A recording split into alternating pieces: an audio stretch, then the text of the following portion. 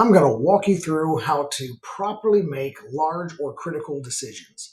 And I'm going to help you do this by leaning on your advisors. And everyone should have a circle of their personal advisors and mentors. And there should be a variety, a diverse version of each of these advisors. So, for example, one of the things that we get in the business realm is we get a lot of yes men, somebody that may be a peer that looks up to you or definitely a subordinate, and you go to them saying, hey, what can we do on this project? Hey, what can we do? This is going to financially affect the business. And then you get the quote unquote yes men.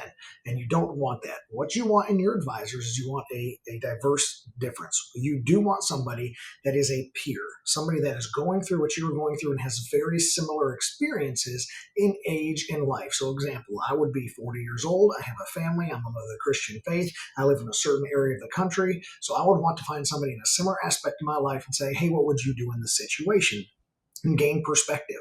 The other thing that I want is I want an aspirational advisor, somebody that I aspire to be like, somebody that has been there, done that. Maybe they're a decade or two older than me and they've gone through this path and they've experienced these things. And I'm going to pull from their brain and say, hey, what did you do when you were in a situation like this? Or what would you do if it's not exactly the same? The other thing that you want is you want a coping mentor. Hey, this is stressful. I need to go to somebody to say, hey, this is hard. I don't know if I'm letting my emotions get a hold of me. I don't know if I'm letting the stress build up, cloud my decision, or I don't know if I'm really excited about this opportunity and I'm letting that blind my judgment as well. And that coping mentor can tell you to, hey, let's dial this in. Now, a lot of times that's somebody's spouse or very best friend, and that's okay as long as the roles are clear.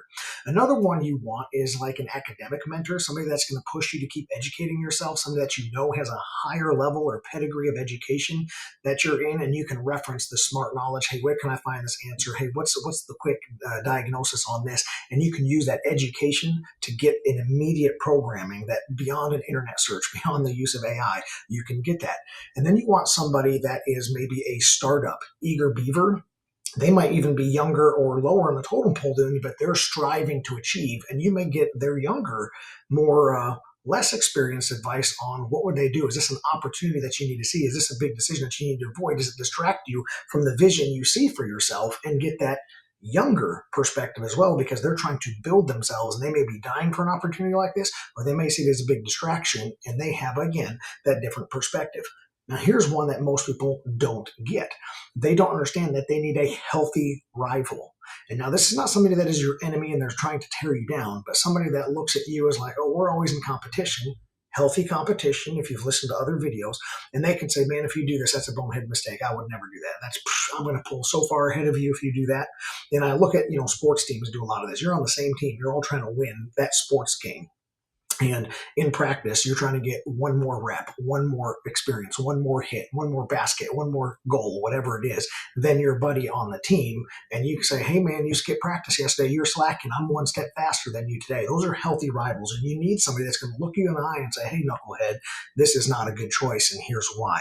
So if you can get somebody that will actually rival you and actually wants your best benefit, even though they're trying to get the edge on you, that is a huge advisor to have. So go in there and look at that list of advisors, and you can then examine them and ask them the questions, lay out the scenario, because if you can define the question, you've halfway solved the problem, and then they can help you finish it off. Use that process and talk to all 5 of them in making your critical or very important decisions, and you're going to see a wild difference in the successful decisions and paths you take from here.